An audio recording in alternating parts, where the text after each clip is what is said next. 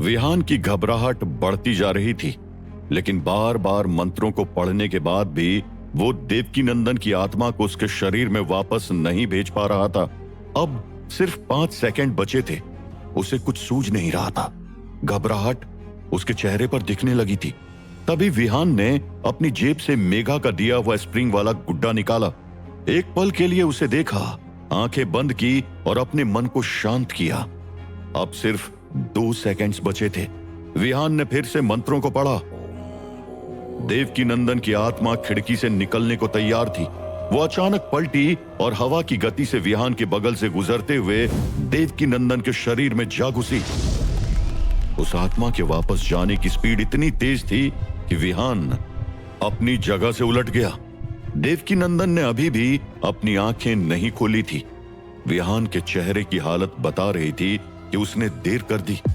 हालांकि कुछ देर पहले जो कुछ विहान ने देखा था, उस नजरिए से उसे देवकीनंदन की ज्यादा परवाह नहीं थी।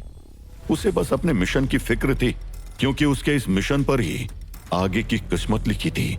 अभी तक देवकीनंदन को होश नहीं आया था। गुस्से में विहान ने अपना हाथ बेड पर पटका। तभी अचानक देवकीनंदन के हाथों में हरकत हुई। विहान ने वो हरकत देखी और उसके चेहरे पर एक स्माइल आ गई।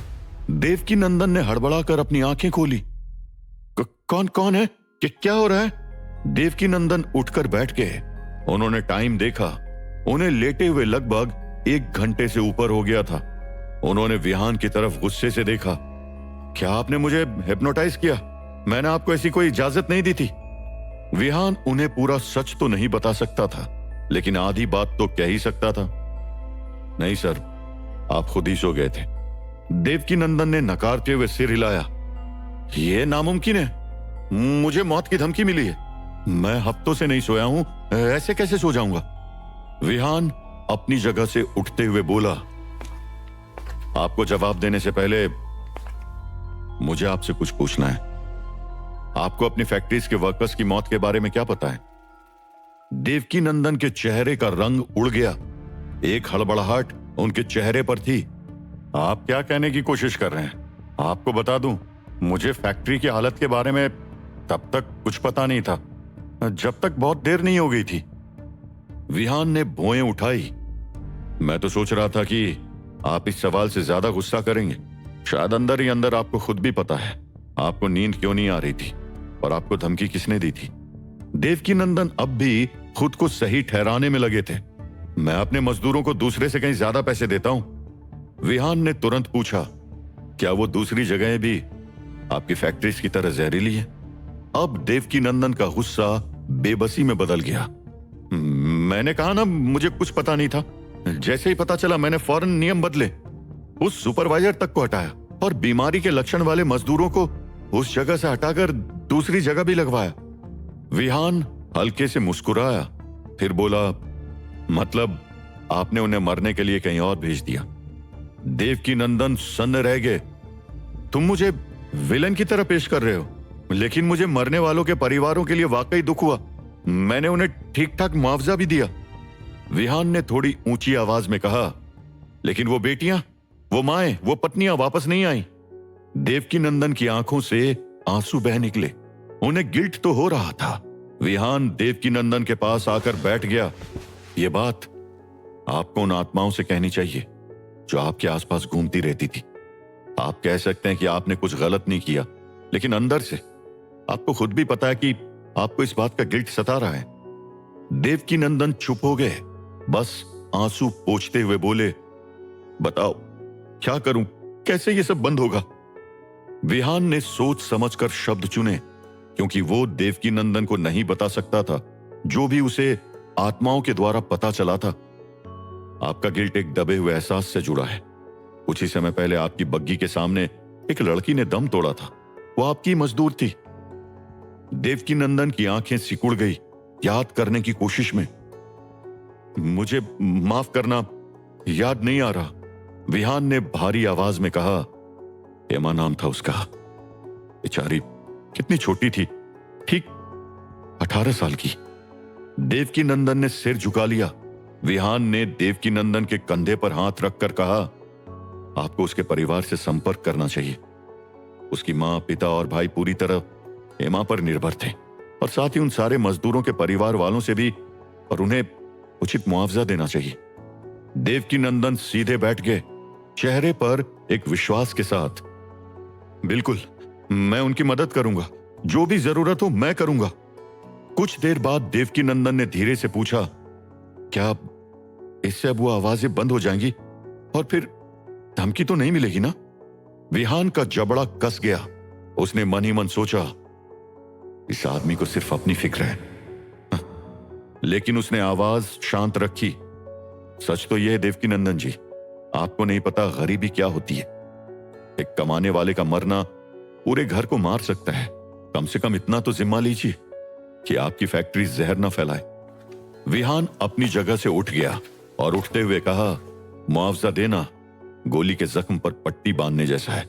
अगर वाकई परवाह है तो उस सिस्टम को बदलिए जिसने हेमा को मारा। देवकी नंदन चुप हो गए। उनका मुंह खुला रह गया।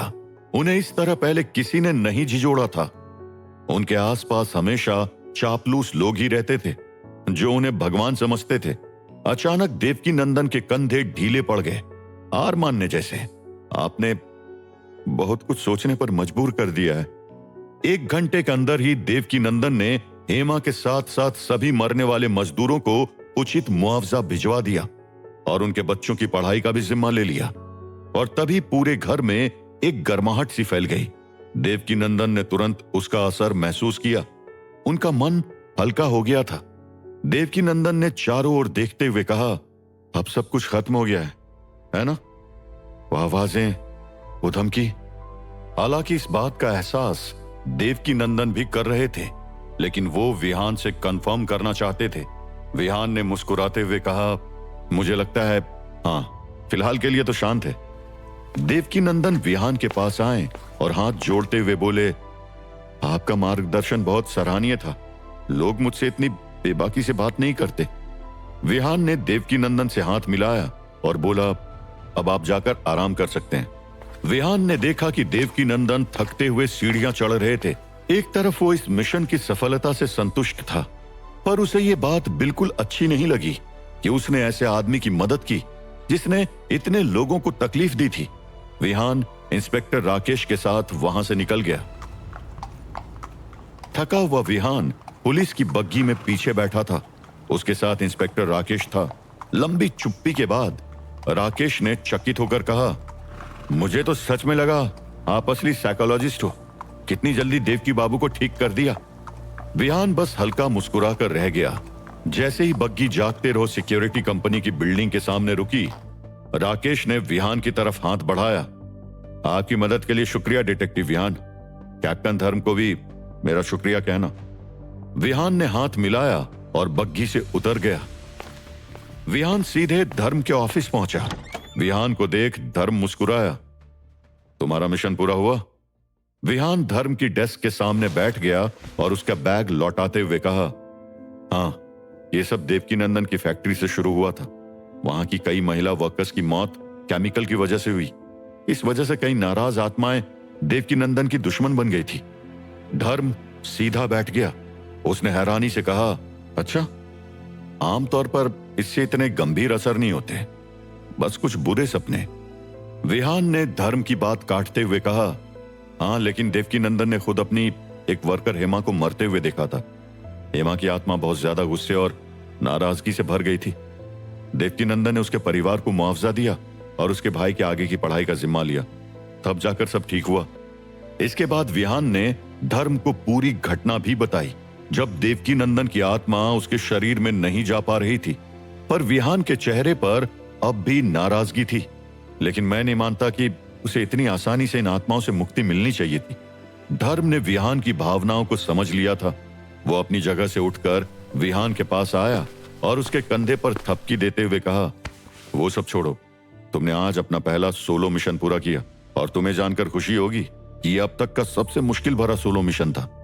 विहान मुस्कुराया। उसे खुद के लिए अच्छा लग रहा था। धर्म ने आगे कहा, तो क्यों ना आज रात सेलिब्रेट करें? आखिर अब तुम हमारे संगठन के ऑफिशियल मेंबर हो। हेमा और बाकी सारे मजदूरों की याद अभी भी विहान के जहन में थी और वो थका हुआ भी था। और वैसे भी आज उसे मेघा के साथ उसकी दोस्त शालिनी के बर्थडे में जाना था। विहान ने धर्म की ओर देखते हुए कहा, मैंने आज काफी ज्यादा अपने पावर्स का इस्तेमाल किया है, घर जाकर थोड़ी देर आराम करूंगा और फिर आज मेघा के साथ उसकी दोस्त के बर्थडे में भी जाना है। धर्म ने बिना किसी हिचकिचाहट के जवाब दिया, कोई नहीं, तो फिर कल रात से ही। विहान ने भी मुस्कुराते हुए कहा, कल की रात बढ़िया रहेगी। उन्होंने हाथ मिलाया और विहान एक लंबा दिन पूरा करके अपने घर की ओर रवाना हो गया। शाम हो चुकी थी। विहान अपने घर की ओर पैदल जा रहा था। रास्ता शांत था, पर उसके कदमों में हल्की थकान थी। वो घोड़ा गाड़ी लेने की सोच ही रहा था, तभी उसकी नजर एक ऑफिस बिल्डिंग पर पड़ी। वहां एक दरबान ने एक आदमी को जोर से बाहर धक्का दिया और वो आदमी जमीन पर गिर पड़ा। विहान ने जब उस आदमी को देखा तो हैरान रह गया। वो कोई और नहीं, विहान का भाई महेश था। विहान दौड़कर महेश के पास गया और उसका हाथ पकड़कर उठाने लगा। महेश ने जब सहारा देने वाले का चेहरा देखा तो वो सन्न रह गया। विहान, तुम? महेश थोड़ा झेंप गया। विहान ने उस दरबान की तरफ देखते हुए कहा, ये क्या कर रहे हो तुम? भाई है मेरे। विहान की आंखों में गुस्सा भरा हुआ था। आखिर क्यों न हो, उसके सामने उसके भाई को धक्का दिया गया था। भले ही महेश 2025 वाले विहान का असली भाई नहीं था, लेकिन वो दिल से अपने नए भाई और बहन से जुड़ चुका था। विहान गुस्से में दरबान की तरफ बढ़ा। तुम्हारी हिम्मत कैसे हुई मेरे भाई को धक्का देने की? विहान ने उस दरबान का कॉलर पकड़ लिया और उसका हाथ मरोड़कर पीछे की तरफ कर दिया। दरबान दर्द से कराह उठा। तभी महेश दौड़ते हुए विहान की तरफ आया। विहान उस दरबान को मारने के लिए हाथ उठाने ही वाला था कि महेश ने आकर उसे रोक दिया। विहान ने महेश से हाथ छुड़ाते हुए फिर से उस दरबान को पकड़ लिया। तभी महेश ने जोर से डांटते हुए कहा, विहान छोड़ दो इसे, तुम्हें मेरी कसम। विहान के हाथ जो उस दरबान के गाल तक पहुंच गए थे, वहीं अचानक से रुक गए। विहान ने घूरकर महेश को देखा और फिर उस दरबान को छोड़ दिया। दरबान उसे देख लेने की धमकी देता हुआ वापस अंदर चला गया। विहान महेश के साथ बाहर आ चुका था। उसने नाराजगी भरे लहजे में पूछा, आपको कसम देने की क्या जरूरत थी? और कौन थे ये लोग? आपको ऐसे क्यों निकाल रहे थे? महेश ने बात को टालने की कोशिश की, लेकिन विहान को यह बात जाननी थी। जब महेश ने कुछ नहीं बताया तो विहान वापस उस ऑफिस की तरफ घूम गया और बोला, आप नहीं बताओगे तो मैं खुद अंदर जाकर पता कर लेता हूं। महेश ने विहान का हाथ पकड़ लिया और धीमी टूटी हुई आवाज में कहा, मैं इस बार घर छुट्टी में नहीं आया था, मुझे नौकरी से निकाल दिया गया है। विहान सन्न रह गया। उसने अपने भाई महेश की तरफ देखा और पूछा, क्या? फिर बताया क्यों नहीं? महेश ने एक गहरी सांस ली और कहा, मैं बता नहीं पाया, सोचा कोई नई नौकरी मिल जाएगी तो बता दूंगा। आज गया था फैक्ट्री के मैनेजर से बाकी की सैलरी लेने, लेकिन उसने तो बात करने से ही मना कर दिया। और जब मैंने हल्ला मचाया तो दरबान से धक्के दिलवाकर बाहर निकलवा दिया। विहान थोड़ा इमोशनल हो गया था, लेकिन वो मन ही मन खुश भी था। अब उसके भाई को फैक्ट्री में काम नहीं करना पड़ेगा। वो नहीं चाहता था कि जो हाल हेमा और फैक्ट्री में काम करने वाले दूसरे मजदूरों का हुआ था वो उसके भाई के साथ हो। लेकिन विहान को अपने भाई के पैसे भी दिलाने थे। उसने महेश से कहा, मैं फैक्ट्री के मैनेजर से जाकर बात करता हूं। विहान मुड़ा, लेकिन महेश ने उसका हाथ पकड़ लिया। आज नहीं, देर हो जाएगी और मेघा हमारा इंतजार कर रही होगी। विहान ने अपने भाई का हाथ थामा। दोनों धीरे धीरे घर की ओर बढ़ चले। अब वो अकेले नहीं थे। दूर कहीं मंदिर की घंटियों की आवाज आ रही थी और उस आवाज के बीचों बीच ठीक उनके पीछे अपना फन फैलाए खड़ा था काला नाग। विहान, मना लो अपने भाई बहन के साथ आखिरी खुशी, क्योंकि उसके बाद मिलेगा तुम्हें जहर, काला नाग का जहर जो डसेगा तुम्हें आज की रात। काला नाग ने जोर से फुफकारा और उसके आसपास के पेड़ों के हरे पत्ते अचानक से सूखकर गिर पड़े। क्या काला नाग आज करेगा विहान का अंत? क्या विहान बच पाएगा मंदार के भेजे वार से? क्या विहान मंदार के हाथों में पड़ने से बचा पाएगा कालवेद को? जानने के लिए सुनिए इस रोमांचक कहानी का अगला एपिसोड सिर्फ और सिर्फ पॉकेट एफएम पर।